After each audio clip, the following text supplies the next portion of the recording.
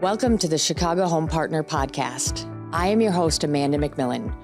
Join us each episode as I have experts in all of the different fields of Chicago real estate as we unpack and digest what's actually happening out there. Okay, we are back at it, and I couldn't be more excited. I know I say that every time, but this lineup that we have today is incredible and incredibly special to me. First up, I have the pleasure of sitting here with Mr. George Schultz. For those of you that don't know who George Schultz is, he is one of the original At Properties members. Do you even remember, George? What number are you? I may be about number 30. Number 30 in the entire company. George has been here since the very, very beginning. He's wore a multitude of hats throughout that time. And for at least the last 16 years, he's been not only, in my opinion, the best managing broker at Properties. No offense to the other managing brokers, but he's also been my managing broker for the last, I think it's been 14 years. It has been, and it's been a great run. It's awesome. Awesome. George, thank you so much for being here. First and foremost, because not everyone knows you as well as I do. Can you just give our viewers a little bit of background on you? Well, I got into real estate what feels like almost 25 years ago, and started off, was going to do it a little bit of part-time. That evolved into full-time when I moved over to At Properties, agent number 30-ish. And you may have offended somebody there who actually is number 30. I know. I probably did make someone mad, but that's okay. You know, I'm a proud OG, as you say. I started off, I came here selling, and my education really was about selling retail, but also managing and selling a lot of the large-scale developments that we have downtown, 659 West Randolph, 60 Monroe, 4 East Elm. There's a ton more. But that experience of working with agents as teams that were selling those developments really got something inside of me going. The juices started flowing. And about 17 years ago, I talked to the guys and said, hey, you know, if you ever open another office, I would love to become a managing broker. You know, and I think you had a great point there. I think a lot of people forgot that At Properties really got a lot of its start through the new construction big development. It was. And you know what was great about it is that experience enabled me to negotiate 100 deals a year. Yep. And working with sellers through different markets, whether it was, you know, coming off of the big heat of the early 2000s, through the Great Recession, and working with clients that really that whole landscape was changing. And it gave me a lot of experience in working with people through difficult situations, and then helping agents through the Great Recession before I was a broker. We don't talk about that time on this podcast. We'd like to forget it and put it way out of our memories. It has, and the market has been very kind to us in bringing it back. So we're in a great place. But that's what inspired me. My joy, if you will, is helping agents find their joy. And that's what I love about this job, is watching the successes, watching as their families expand, as they start to realize what makes them happy. And over these past 16 years, that's really my mission, is your happiness. If you're happy in your life, then you're probably successful at what you do. And that's what I love about this business, and love about what I do. I've had the pleasure of expanding our footprint in Michigan, helping out growing Indiana, helping expand the company. And that's also enabled me to get to know really a lot of our agents in different markets. So it's been a pleasure. Absolutely. And that's, one of the reasons I really wanted you to come on today is because you interact with so many different agents on a regular basis, and you have such a wealth of knowledge of this. And I just thought you really, truly had so much to share with our viewers. So I'm going to jump right in. First and foremost, the election is behind us. What's next for real estate? Well, elections come and go, just like different markets and things like that. Elections are all about feeling, right? So like when we go into elections, we see rates come down. When we come out of elections, it is a place where uncertainty is gone. When there's fear, there's panic, there's paralysis. And that's why we see the real estate market get affected how we do going into elections. It's just the unknown, but the unknown is behind us. We now do have the known. So we should see things settle down, and the market should grow from this. Now that we know what's going on, I mean, we saw an odd thing happen, though, after this win. Something I haven't really seen a lot, and that's when we had the stock market explode, but we also had the 10-year bond explode. So we saw in an expectation where we would see interest rates going down, they actually went up a little bit. Yep. So that shocked the market a little bit. And you had so many interesting points there. First and foremost, I think there is a major need to differentiate between what happens in the stock market and what happens in the real estate market. Our consumers think that there's this tie between the two. And we've seen it where the stock market has tanked after elections. We've seen it like this year where it actually performed very, very well. And we've seen everything in between.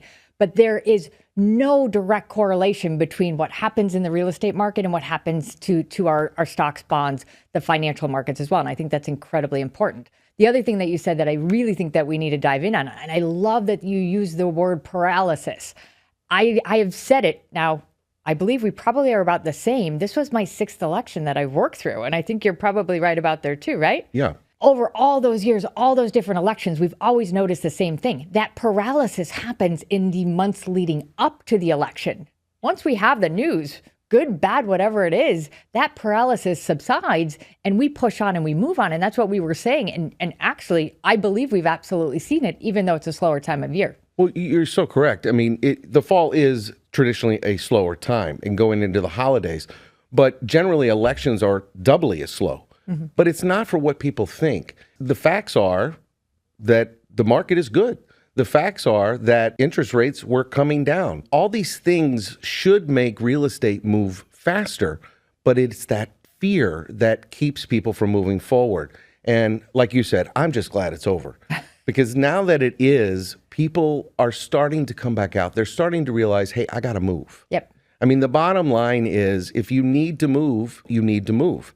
The old adage is don't try to time the market, right? Everybody wants to time the market. Of course. But what are you seeing with your clients that when you're talking? No, for certain. I think everything is spot on. And as we look towards the next year, right? For me, the biggest thing about the election, regardless of what you think of the results, and right, we all have our opinions about them. I think the most important thing is that it is behind us. And the reality is our Chicago real estate market will actually do well just because it's behind us, just because we no longer have to live in the fear or the question. It's the consumer question of how will the results impact it. That's behind us. We're going to push on. And I think all of us are looking very optimistically to what 2025 has to hold for us. Super excited about 25. Now that we are through that, I mean, there are some policy issues that come to question, right? So inflation is what everybody worries about. And so you look at certain policies that the new president will come in with, something that's good for us, that hopefully the SALT deduction gets changed. Sure. That will have a big impact on our real estate and any major city's real estate, especially in the luxury market, because we saw what happened when that got capped at 10,000. Yep. The other thing is there's this fear of tariffs, and tariffs could drive up prices and keep inflation high. Therefore, rates won't come down as fast. But the bottom line is rates will come down. They are artificially high right now. Inflation seems to be under control. Yep. And when we see that, it's going to drive movement.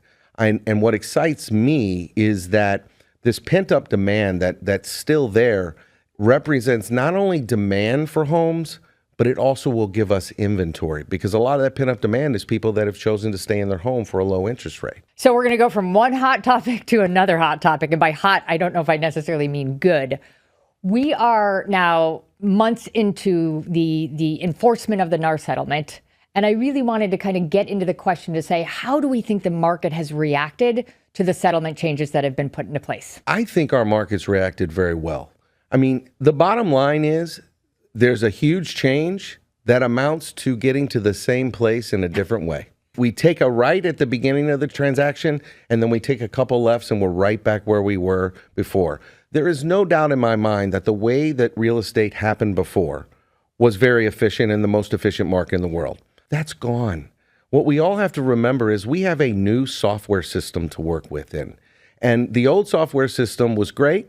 Wait, you mean I can't just do a reboot, a hard reset? Because I'm really good at that. That's exactly right. There's no quick restart to get things going. We just have to realize it's a new system, and it's a better system in my mind. I believe that the transparency that happens, that the communication between the buyer and their agent and establishing that cost up front. Yep. And the same thing happens from the seller side, where you establish a marketing price based upon what the market says and an acceptable value based upon the net proceeds.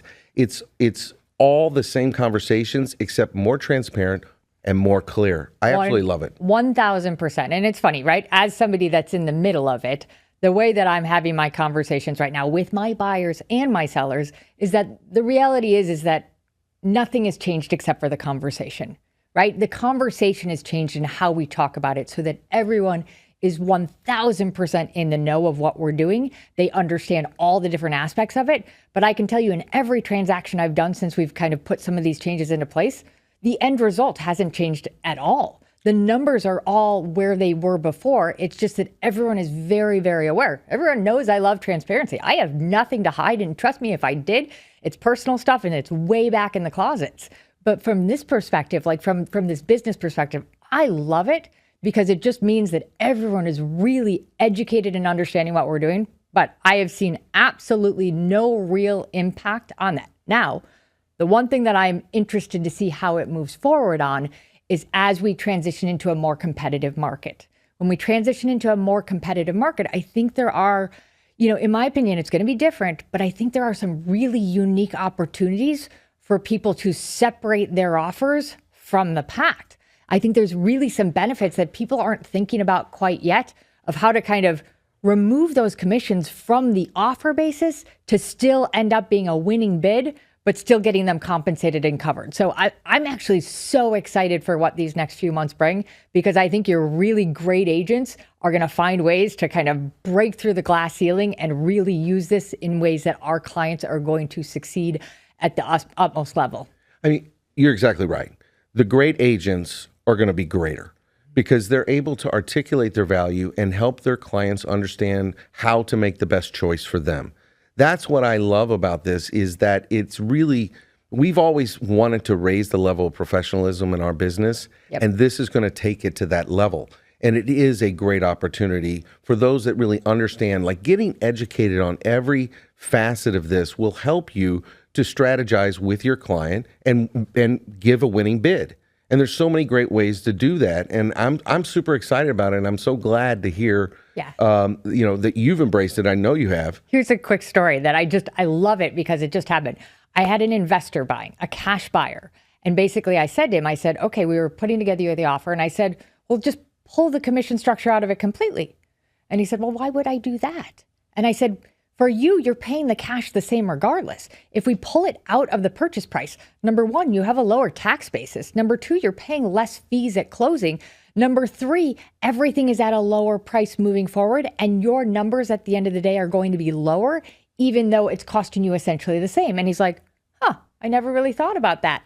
The other kind of little tidbit on that is that we can invoice him as a company, and now the commission structure was an actual expense on his investment. We just put him farther ahead, and he was in a competitive situation where it just kind of blew the doors off of everybody else. That's awesome. That's the thinking. That's what this market changes are giving us, that opportunity to get even more creative. To be a great negotiator, to be a great strategizer, to really understand that the toolbox just got that much greater in how you can prepare your client to enter into a bid, or prepare your seller as well in how you negotiate to get the deal done. Absolutely. I mean, the thing that I always think about is market price.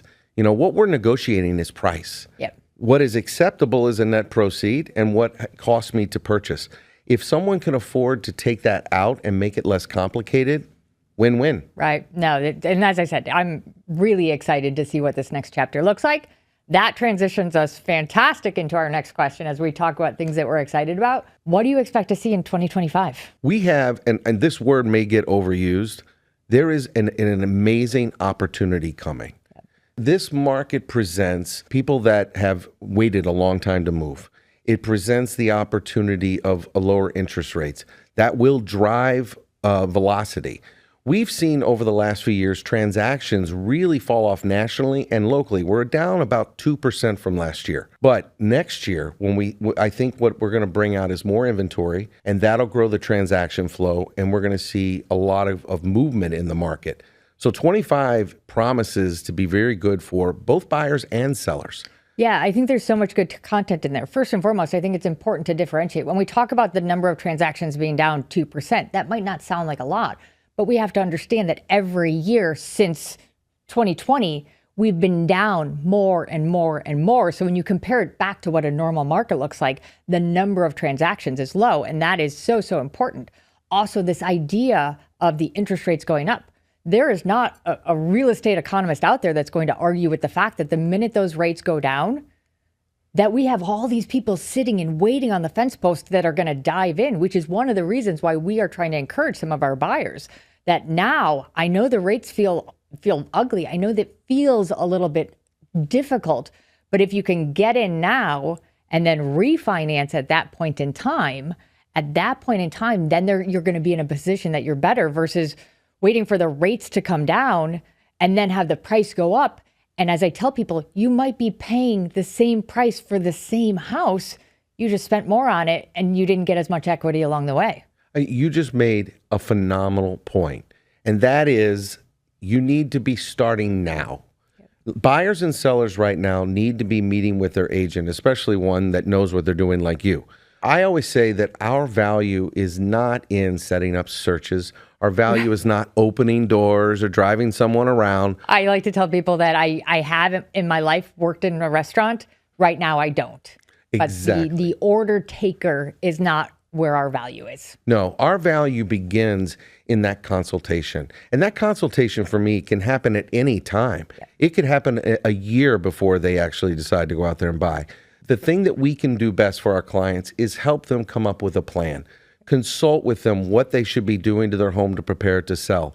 Consult with the buyer, get them with a lender, introduce them to your team, get them ready to be a confident buyer. And right now, I think the way that buyers are looking at this market is they're not looking for that 2-year investment flip move. They want longevity in their home. So one of the most important things I think to do is to really focus on how you live in the home and how you live outside the home. What do they really need? What do they want? And that's where the consultation comes in. And that's where I know that you're very good at in helping the client make the best choice and time their move for their needs. No, I think, right, there's so much great stuff in there. And I'm actually going to transition into our next question because I think that's really it, is that right now we're towards the end of the year. As we look towards the next year, knowing that spring market is a time that A, comes very, very quickly, and B, is a time that a lot of our buyers and sellers like to be active in the market, what should they be doing right now? They need to be talking to you. Can I just be frank? Just me. You heard it here, everyone. He said it. Just me, nobody else. They need to be talking to a realtor. Yep. It is never too early. I can't overemphasize this enough. You need to be talking to them early to figure out what that plan is. A confident buyer, a confident seller that understands the market, that understands what they need to do to accomplish the goal that's best for them and their family. That's what they need to do. Are you having conversations already? 100%. I've spent the last few months, I will spend Q3 and Q4 and the first month of the new year doing that more than anything else. Having conversations, because what I want to do, and I tell you, this happens the same time. People get referred to me. I say, fantastic, let's set up a consultation. They said, no, I'm actually going to be next year. Why don't we wait till January or February? I urge politely and persistently that we have an initial conversation now so that we can talk about their timeline and what they want to accomplish, because what they don't have is they're thinking about their specific circumstances. They're not thinking about the market conditions and the things that we can be doing to prep right now to put them in the best position possible, because their timeline may work against the market and work against their goals. And if I can get some insight on that and add that, we can put together what's going to put them in the best position possible. So an early discussion, in my opinion, 1000% is absolutely the most important thing in anybody looking to do real estate in the next year. 100%. Solution oriented and really laying the landscape. And, I'm never one to be afraid of predictions. We are in this business. We are sitting in the business.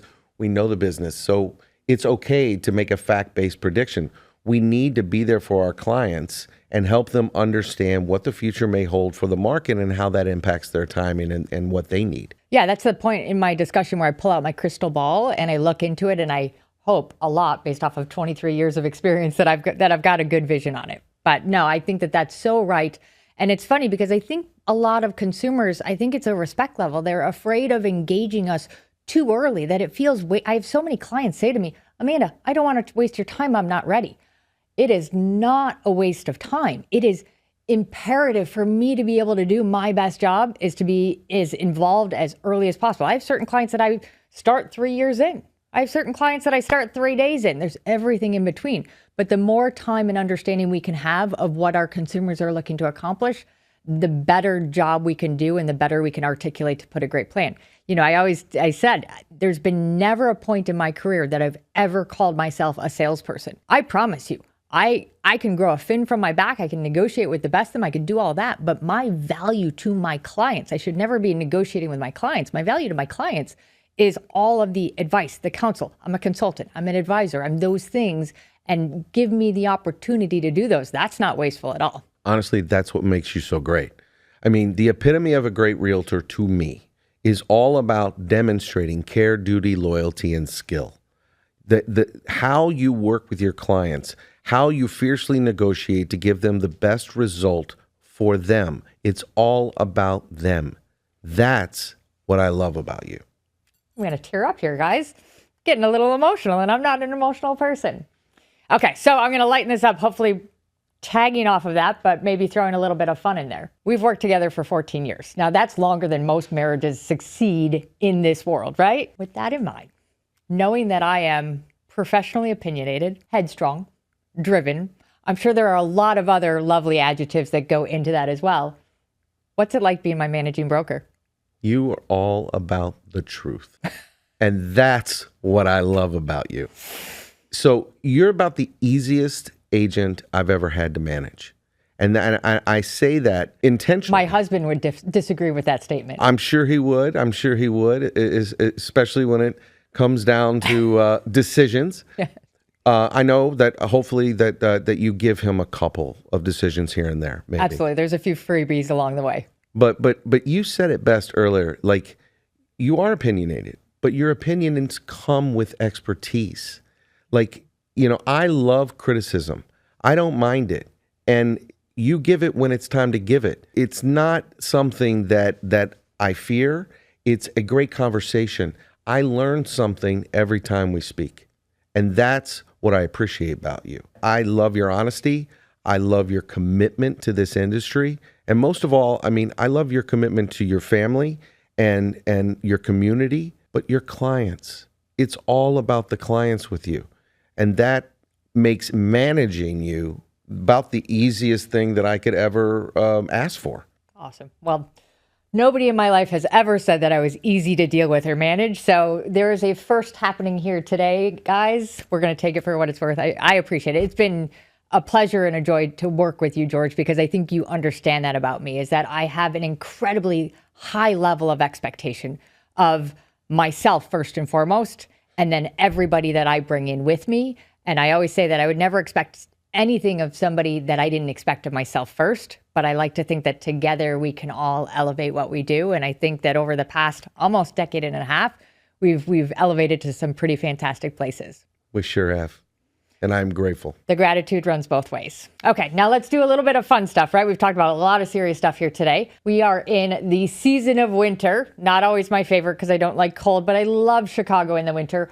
What are some of your favorite activities to do in Chicago during the winter? Love going down to Millennium Park. I live in Evanston now, but getting down to Millennium Park, I know, love the city. Millennium I Park. can attest, he fought his way out of here. I did. One of my favorite times is we're in between homes, and I was in temporary housing and lived down by Millennium Park in the winter. The holidays are so good down there. Ice skating, hot chocolate, walking around, hearing the sounds of the city, the lights. It's beautiful. That's one of my favorite things. What about you? What do you like to do? Well, everybody knows that I hate cold weather. I like to think that I'm not built for it, but I love our city during the holiday time, right? For me, one of our favorite activities is going to the lights. There's some great ones downtown. There's some great ones in the suburbs. We've done the Morton Arboretum for a few years. This year, we're actually planning to do for the first time the Botanical Gardens. We've done zoo lights. We've done the Navy Pier. Like, the lights, to me, just watching the way that our city twinkles, it's just stellar. I know you had mentioned the ice skating. Both of my girls, I've got a hockey player and a figure skater. So whether it's skating the ribbon, skating by the bean, going to Wrigleyville and everything that Gallagher Way has brought to our city. I mean, gosh, Wrigleyville grew up real fast, didn't it? Yeah. For me, there's just so many different things that we can be embracing out there, and I'm loving every minute with them. It is great. Winter is long, but it's super fun, and there's nothing better than a good old-fashioned snowball fight with the kids. Absolutely, absolutely. Well, George, thank you. Thank you for the years of being my partner in this crazy business. Thank you for being my mentor, my supporter, so many things. I'm grateful for you. I know our viewers will take so much away. Thank you so much. Thanks for having me. Okay, we're back at it, and I am not exaggerating when I say I have waited months to get this next guest on the show. Welcome, Tommy Choi. Well, thanks for having me. I'm like fanboying right now because, one, you're one of my favorite people in general, but also agents to collaborate with because we've done a lot of business together, and we also just always have great conversations. So amazing. This is awesome. Amazing. We are here to have a conversation. Tommy and I have grown up in this business together. Tommy, how long have you been in the business now? 17 years. Okay, 17 years. Little older, just a little bit older than him. So a couple more years, but we've pretty much grown up in this business together over the past couple of decades.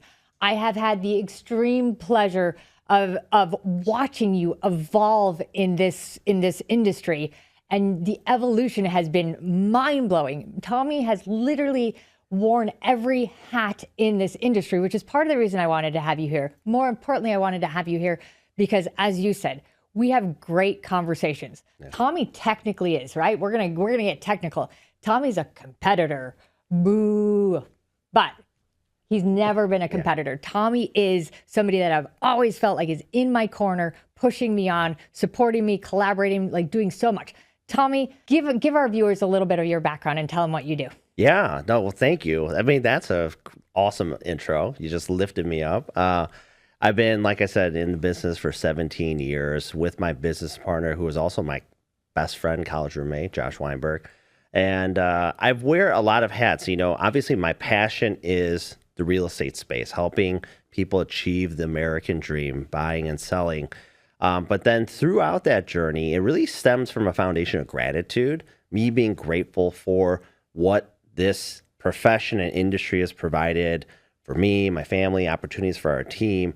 I wanted to continually protect the industry, not just for us to be able to continue to do what we do, but for the consumer. So I need to stop for 1 minute because we are only 2 months in and Tommy already hit on my favorite word in the world, gratitude. Yes. Awesome. Super important because that's what fuels it. So for me, being involved in the industry, I got involved because of gratitude. I wanted to wedge my foot in that door that I walked through when I was 24, 25 years old to make sure that other people seeking out the same kind of opportunities we've received from this industry can walk through that same door and see the same thing. So I've been president of the Chicago Association of Realtors. Currently, I'm the president of Illinois Realtors.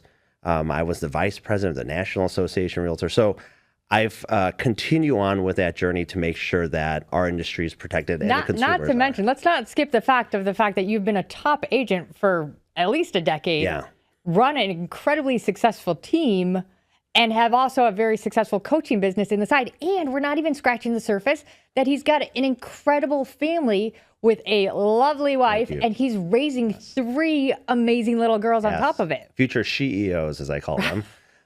They're bosses. But yes, and it's all, like I said, coming from that foundation of gratitude. And I just want to continually do that. What's cool is me being involved on the industry volunteer leadership side.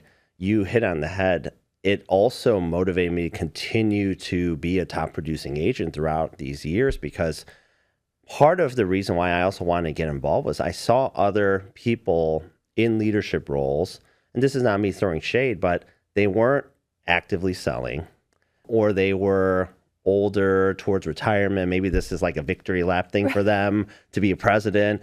And I just felt like that's not who I want to have a say when our industry needs someone to speak up for us, right? I think that's so important that you just hit in on, because one of the things that I've always noticed as somebody, as an agent, is that you're very correct in the fact that our leadership within Chicago Association of Realtors, Illinois Association of Realtors, all of these different sectors has a bit of a disconnect, and that you are one of the agents that has said, I'm not slowing down my real estate. Right. But I'm going to take on more so that I can make it better for all of us. Totally. And it's cool now, you know, and not to say like it was a result of that, but part of that is now I always say you cannot be what you cannot see. And there were a lot of other agents and colleagues who were building up their business that felt like, why would I give back? You know, I want to continue to focus on this. And the thing is, I don't think everyone needs to or should.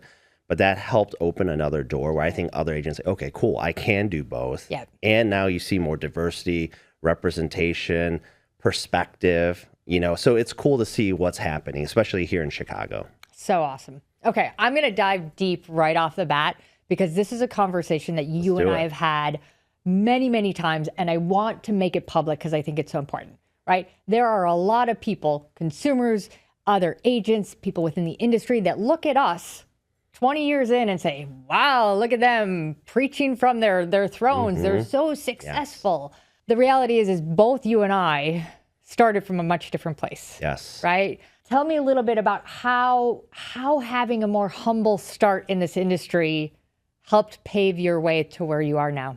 It comes from, once again, not just gratitude, but it gives you perspective to have appreciation, right? Because I think you and I both, right? It's not like we were given a book of business, right? It's not like, you know, I had this like, you know, came from this rich upbringing and here's a Rolodex of like people who have just billions of dollars, like they'll work with you, right? So for us to, I call that the come up, right? Days of, I remember you're eating ramen or even like, you know, buying as many eggs as you can, right? Right. Yep. To make it last and stretch. I used to literally these little silly things. Like I used to drive in the summer with my AC off to conserve gas. Of course. Right. Naturally. Because I don't want to pay another $40 at the pump. Remember when you could pay $40 at the pump? But it helps bring perspective so that, you know what you came from. The other part of it too is there's no entitlement. And I do think that's something I'll say coming out of the pandemic, yep. Right? Anyone newer into the industry, I see it all the time, right? You know, it's like you see these 22-year-old life coaches, right? And that's my mantra. Please, Lord, give me the strength of a 22-year-old life coach today, right? and it's not to say, you know, they don't know anything, whatever, but I think there's a little bit of entitlement because they hit the ground running and business was booming. When you see a market like we've been in the last couple years, you see a little bit of that struggle. You see people like you and I, where we're like, we've seen this before. Like we've seen way worse than this. So it helps you get through, right? I always, through that come up journey, right? My biggest takeaway always has been like every breakdown that I've ever faced was always followed by a major breakthrough. So yeah. I know that's on the other side of this wall. I just got to make it through there. To realize that breakthrough. And we all have that. It's so true. You referenced the eggs, right? I know people have heard me tell this story before, is that first and foremost, I moved in with my now husband after 6 weeks of dating. That is the worst relationship advice you could have. Why did I do it? I was broke. Yeah. I didn't have enough money to pay my own rent. So why not move in with the guy that you're spending at least 5 nights a week at? I mean, terrible advice. And somehow we've made it 23, 24 years later. Shouldn't have happened that way. You know, we bought off of my mom's Costco card 7 dozen eggs. You could buy them for $7.44. And then we got a 10-pound bag of rice. And you know what? I can tell you every way to eat eggs and rice possible because that's what you did. Yeah. And I was raised in an environment where I was so afraid of failure that I was kind of getting in my own way. And really my step up, my growth in this business was to realize that the failures that I was facing was going to teach me more and give me the grit to get past that really, really kind of ugly startup. Yeah. Well, you know what? It also comes to our upbringing too, right? And my parents, they immigrated here from South Korea. And, you know, I watched my dad, who came here, he was a mechanical engineer. None of his credentials, his education was accepted, so he couldn't get a job as a mechanical engineer. And I remember for the first 5 years, he literally was at construction sites just moving gravel from one side to the other. Then he became a welder, right? He never complained about anything. He just did what he had to do to provide, right? And so for me, also that perspective always is like, I always give this analogy, right? Like in basketball, I'm not afraid to take the shot. Yeah. And that's not because I'm so confident in my shot making ability, but what I'm confident in is if I miss, I know I can get the rebound. Yeah. And if I get the rebound, guess what? I get another 24 seconds to run my offense and try again. Nothing is beneath me. If this market completely tanks and crashes and literally I have no deals in my pipeline, I'm not afraid one day to make your latte at Starbucks. I'm not afraid to pick you up at O'Hare and be your Uber driver. Yeah. I'm not ashamed of that because I'm just getting another here's rebound. A story that I love to share. I lost my dad this year. Yeah. Obviously, it was a hard thing. One of the biggest takeaways that he ever taught me was something that he never said to me, but I watched him do. My dad opened a commercial real estate business, his own, in the late 80s, early 90s. Awful time in terms of the recession. His business tanked, and it took every dollar that my family had earned and flushed it down the toilet with him. My dad, without telling any one of us in the family, myself, my sister, and my mom, took on a newspaper route, right? Wow. He took on a newspaper route where he would wake up at 3 a.m. and he would deliver papers until 5:30 when he would come home, wake us up, and get us started for our day. He never once told us anything about it. The only way that I figured it out was I started to notice in my sister's car, which he would take because he could get it out of the driveway without anybody knowing, that there were those end plastic pieces that he would leave a few of them. I figured it out enough times. I asked him and he told me. He never mentioned it to anyone. And the takeaway for me as a young mind, that my dad, literally nothing was beneath him because he wanted to pursue what he wanted to pursue. And there was nothing that was going to hold him from that. I love that story. That's amazing, isn't it? Okay, on that story, Yes. I'm going to jump into our next topic Yeah. because this is something that I think is kind of along that lines and really, really important, and in the real estate space. You've mentioned now that you are the son of immigrants. Yes. And obviously, people coming to this country, it's about the American dream. Now, how do you believe that this American dream, especially as it relates to real estate, has kind of shaped your vision in this industry? It's the reason why I'm in this industry.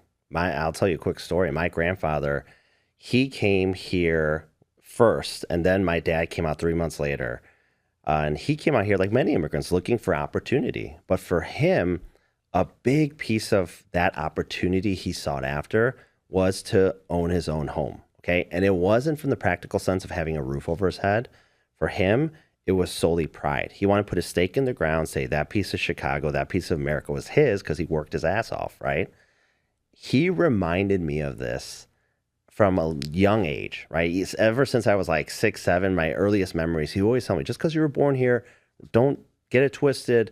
Homeownership is not a guarantee or a right. It's a privilege. Yep. And he was so proud about that. And at the time, I just thought he was old and senile. I'm like, okay, weirdo, thanks for telling me that story. I don't even know what that means.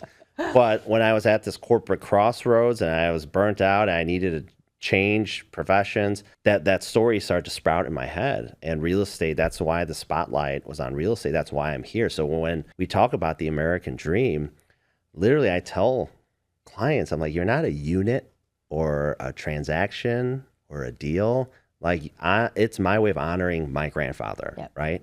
And making sure you worked hard, you can achieve the American dream. You can see a return on the American dream, right? So that's everything for me. No, right? it's so huge, right? We all have our motivations. The reality is at some level we're all immigrants, course. right? Yeah. My great grandmother, Bina Anderson, she came to this country from Sweden at the age of 16. Wow. She was, I don't know if I should tell this part of the story, but she was pregnant with a married man's child. Wow, okay. Not married to her. So very scandalous at the time. And she started a life for herself here. She originally ended up in Wisconsin. It reminded her of Sweden. And then the family grew from there. I remember as a child, my grandparents, her son and his wife, they bought a home in a trailer park, right? We're pulling out all the dirty laundry today. And I remember when I was a part of the conversation, this was in my probably 9, 10, 11. And I remember thinking of myself as that, oh, this is not necessarily what I would do. This isn't what I would think. But I remember the pride of ownership. Yes. Right? Yes. Is that it didn't matter what it was or where it was or how expensive it was theirs. Yeah. And that they came from this kind of turbulent life and they've had a little piece of earth that nobody could take for them. Yeah. Right? And that's the piece that I think you and I kind of tap into. I tell everybody, I'm not a very emotional person until you get deep, deep, deep inside. Matt will tell you I'm like the sourest piece of candy, right? You kind of put it in your mouth and you're like, it's sour, it's sour, it's sour. Oh, wait, it's goo. Yeah. And I think we have this fuel, this kind of background that, no, we don't do brain surgery. It's not rocket scientists, but I do truly believe that we're able to have a really positive impact on people's lives. Yeah, of course. I mean, like, think about your story you just told, my grandfather. The other piece of this, not just pride, but it is the greatest wealth building vehicle in this country, right? A stock you buy or crypto, wherever, can be worth zero one day. Yep. Piece of real estate could fluctuate in value, but to be honest, when you look at the data, you know this over time, real estate's undefeated. It will continue to appreciate, but your value of your home, your property, your land will never be zero, right? Right. And it's such a great way for people like your grandmother or my grandfather to build some sort of generational wealth to pass on, right? It's a starting block to build off of. Right. And it's such an important piece beyond just like the for sale signs we put on there. We're really, I mean, if you look at the data, in Illinois, real estate is responsible for about $8 billion of revenue generated from people buying real estate. And how it spurs on our own economy. Of course, that's what I'm saying. Yeah. I mean, it's people go to the grocery store, doctors, shopping, right? Restaurants. So we are literally the center of the economy. And so it's so important what we do and why, you know, I love working with people like you who are very passionate like I am, you know, about it. Well, let's admit there's certain times that my passion gets a little frustrating in certain transactions, but you always at least know it's coming from a good place. Of course. Of course. Awesome. Well, I so appreciate you kind of getting personal with me on those fronts. As I said, you and I have talked about a lot of this stuff, and I just think it's important for people to understand. Let me kind of transition a little bit. You, in all of the many hats that you're wearing, are in a very interesting, I don't want to say new, but newer endeavor that you have really taken on this element of coaching. Yeah. Now, if I know you well enough, it's kind of going to come back to that giving back, but kind of what really inspired you to get into this role? You know, what inspired me to build this coaching company is what I call the hustle culture, the alpha bros that are out there on social media. There's a lot of fluff and not enough stuff. It's, you know, what makes you successful? Don't sleep, work harder than anyone else. Like, that's not a measurable thing. That's not like that's not a tactic, right? And so I wanted to be able to jump into the space. Hey, I don't know it all, but I know how to be successful in this industry. I've done it for 17 years. I have something I can share from my lived experience and evidence of success. And as you know, I'm an open book. Right. I'll share every single tactic. And so that's where I saw an opportunity and I jumped on it. And it's really cool, you know, what we've been building. And I'm just really grateful that, you know, we have students and we're seeing them, the impact, and their business is growing and doing different things that they weren't able to do prior. No, and I love kind of what you tackled there. And I think you and I share this mindset, which is what's so important. Most people would probably be looking right now and say, Amanda, why are you bringing Tommy Choi onto your podcast? Because technically, aren't you, as I used the word before, competitors? Yeah. Well, I guess in theory, but I think we both run our businesses from a point of abundance, Yes. right? We both know that there is plenty of business out there for both. And we both know that in theory, our expertise is better together than not. Collaboration is key. I always remember one of the things that really changed who I was as an agent. This is going to go all the way back, probably close to 20 years ago.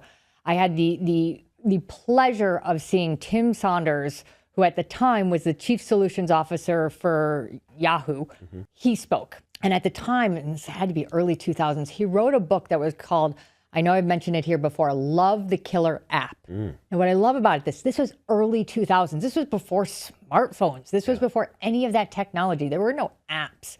But basically what he talked about was the fact that we were coming out of a time where people saw each other in their industry as competitors. We were coming out of a time of the sharks and the barracudas. What's mine is mine and what's yours is yours. And he said, what if we collaborate together? What if we work together? Because the reality is, Tommy, if I can share some information with you and I can help you get more successful, then naturally you're going to pull me up to that level of success with you. So why don't we collaborate and create better? And I tell you, I had that in the beginning of my career, and I'm so grateful for that engagement that I went to, for that book, because it truly shaped and defined that not only do I have a career that I love and I'm proud of, but I thoroughly enjoy. Right.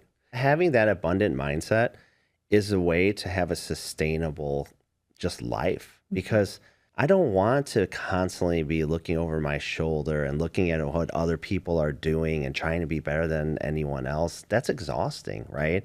Like, as you said, the pie is huge, right? I don't know that I've ever been up against you as a listing, and we've been doing this for decades, right? Right. So it just goes to show you there's enough room for all of us to be successful. To your point, why not collaborate, right? Instead of being competitors. No, for certain. I think it's so important. And I think that whole space of coaching is so important. I mean, I believe it in all aspects of life, right? We personally, professionally, everything in between. I am grateful to all of the coaches that I've had in my life, because they just help me to be a better version of myself, right? It's not about changing who you are. It's about taking who you are and creating greatness in it. The best thing about coaching is, I always say, it's like time traveling.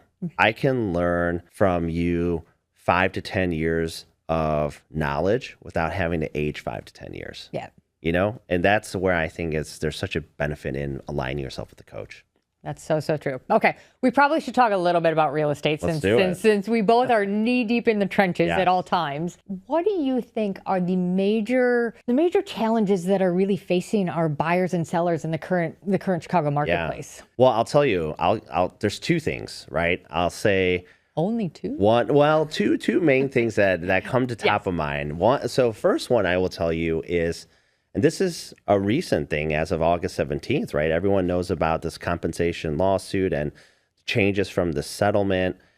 And what I think a big struggle that will be for many consumers, especially buyers, is, how do I say this? Lazy and bad agents that are telling consumers, you don't need to buy a broker agreement. I'll just show you the property, right? Or, how to handle compensation in the incorrect way. And it's miseducating the consumers. I've been having so many consumers call me directly on our listings to see the properties. And I asked if, are you working with, an agent? And they was like, well, kind of. I went and saw I've been with 3 or 4 agents seeing properties. I'm like, well, don't you have an agreement in place? Like, no, I told them I wouldn't sign one. And they're like, that's okay. I'll continue to, it's fine. Let's just see it. And if you like it, then we can figure it out. I had to tell these consumers, like, no, that's technically illegal. And in the state of Illinois, starting January in 2025, it's a part of license law. You're required to have an agreement. So I think that's a huge hurdle for consumers that are going to be confused and misinformed. So it takes agents like you and I that are professional, that understand, to continually educate and lead by example, right? Yeah, and I think that that's such a great topic, because, right, with everything that's changed, I'm actually probably of the camp that I'm really excited about it, right? Yeah, me too. The end result hasn't changed, but the process has changed, and the transparency and the communication has elevated itself. As I've explained to certain people, like, especially as we look to spring market when it gets competitive, I feel like I have such a bigger arsenal of things that I can be doing. But it all comes back to the fact that, yes, we have our top agents that are doing a really great job with it. Right. As you identified, we have a lot of people that are miseducating. It is our responsibility as people within the industry to be kind of putting the good word out there, to be explaining things so that the consumers are moving forward and they're more confident in what they're doing, not scared to death. Exactly. So I think that's a very, very relevant point. And I think it just lends to the idea that you really have to make sure that you're critical of who you're aligning with as a consumer. Right. Because at this point, it could really cost you a lot of money and a lot of houses. You got to do your homework if you're looking to buy or sell. Make sure you're working with the right person. What is a challenge you think buyers and sellers are going to face? Well, I think there's 2 levels of the way that I think about it. I think there's naturally the level of what we've been dealing with.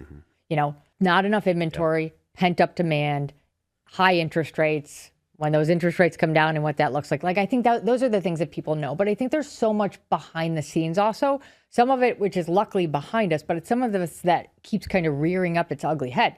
Obviously, we've seen a few different proposals to change our tax structure. Yes. That's something that's in the conversation right now. Luckily, we were able to, with a lot of good work of a lot of good people, kind of defeat the idea of the mansion tax. And the other thing that I think is really big that most consumers don't know about is that there's the element that it's so hard for builders to build in Chicago right now, and we need inventory. Like, those are the things that I think our consumers don't know about, making the rest of it more difficult. Yeah, completely agree. Because I don't know that coming out of the 2008 recession, we were already behind on new construction. We're even more so after the pandemic. Right. I just don't see a world where inventory fully catches up, right? So I think that's a new norm, to your point, that consumers have to really understand. And that just means you have to be aligned with a professional real estate agent, and you have to be prepared and ready to go when you see a property. So it all comes back, right? I feel like sometimes excuse the expression, especially coming from me, I feel like we're beating the dead horse, but like it comes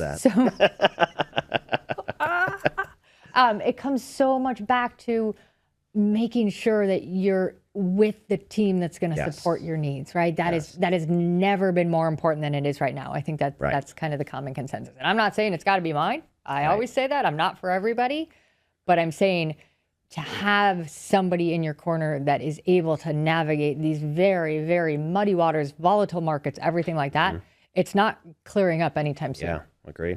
Okay, on that note, as we look to a new year and hopefully a little bit of a better one, this one's felt a little bit more challenging than I like them to be. What are your expectations for 2025? I think we're going to see more homes trade next year. I think more people will be entering the market, not just buyers because of where feds are taking interest rates, but also sellers, because I think people are starting to be even more motivated. The big thing that I have in the back of my mind, or top of mind, I guess, is that I know, right, that we have a baby boomer group right now that's aging, and they have more equity in their home than any generation. What I've seen is they're not sensitive to rates. And they also went through when rates were double digits, right? But because they have so much equity they can put into wherever their next place is, and a lot of them are downsizing, that they're not rate sensitive. The other thing that I'm cognizant of, the millennial group, right, and the Gen Z that follows, they're doing everything later in life. They're getting married later. They're having children if they choose to later. Their professional career is kind of on the front burner. With that said, we've seen that, what is it, some old white guy in Washington, D.C. came up with this, right? 36 is the prime household age. That's the age now where people are most primed to purchase a home. I think in about 2 years from now, so 2026, we're going to see the largest population of 36-year-olds. That millennial go peaks. So I think that should be motivation. This is what I'm telling any consumers that are on the fence. This next 12 months is a great time to enter into the market before that market gets flooded with more competition and buyers, right? And then Gen Z coming up, those first-time home buyers, they're the second largest group, right? So no, I think and we've talked a lot about it on this show, is that I think that there's so much to be said. Is there are so many people waiting right now. Exactly. There's so many people that are saying, oh, I've been frustrated by the market. I don't like the interest rates. I'm going to wait for it to improve. And those are the people that we really try and help them to understand that waiting isn't going to put them into a better position. In reality is for most people, not all, but for most people, it could put them into a significantly worse position. So that understanding that, yes, a high interest rate today isn't necessarily what you want to see, but that could put you in a much better position 12, 24, 36 months from now. Exactly. No, I agree with you. I think this inventory issue is a long-term endeavor. I think it is part of our new norm. But I think that on the flip side, the good news is that's also what gives us a lot of security in our market. Of course. Right? You need too much inventory for the market prices to go down. So it gives us a lot of vision as well. Awesome. I'm going to make it a little fun now, right? We've talked about a lot of incredible stuff here, both heartfelt, both realistic. Let's make it a little bit more fun as we close things out. You are the proud dad of three beautiful young ladies that I watch and know you are teaching to break through glass ceilings. What do you love to do as a parent during the winter?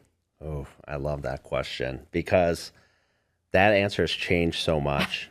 But I'll tell you, and this is going to, people listening to me, oh, that's such a cop-out answer. But my favorite thing to do with them in any season is what they want to do in that moment. One of my favorite shows, do you watch The Office? I have. Okay. So the last episode, spoiler alert if anyone's lived under a rock and never seen The Office, but the last... Spoiler alert, let's say it again. Tune out if you haven't. Series finale, Andy Bernard character, he says this incredible line where he says, I wish there was a way to know you were in the good old days before they've passed. Yep. And it's how I've been now. I have almost, my oldest is going to be 13 soon. Oh my God. And she wants nothing to do with me and mom, right? It's all of our friends and texting and all this. So I think about that Andy Bernard Office moment. I think about, hey, you know what? If my kids want to make a snowman right now and I'm in the middle of something, you know what? I'll put it down. I'll make the snowman because that might be the last time I get asked to make a snowman, right? Yeah. So my favorite winter thing to do is whatever they want to do in the present, but we like to be outside, even in the cold. We're a 4-season family. We love it. So it's probably going to be going out, playing in the snow, bringing the dogs out. No, I think it's so true. I mean, and I always say and I, once again, not a cold weather person, but I love this city so much that I endure it. Yes. I think the city and what makes the city to me is the people, right? Yes. What separates Chicago from any other metropolitan area is Midwestern mentality. And it took me, I'm born and raised here, it took me leaving to understand that. But the city and the people, especially around the holidays, it's just magic. Yes. Right? Everywhere you go, people seem a little bit happier, a little bit more excited, whether you're going for hot cocoa, whether you're going ice skating, we think a lot about the city is that it's not as outdoorsy, but it's only not outdoorsy if you don't make it outdoorsy, right? And so I just think that being in the city, the lights, the people, the season, the music, we're so innately blessed with it. Absolutely. Where else is there a place in the world where you could have like frozen snot on your nose and no one cares, right? Because they have frozen snot, right? We're just happy we're out and it's holiday time. We call it with the girls, we call it noodle nose. Yeah, noodle nose. I love that.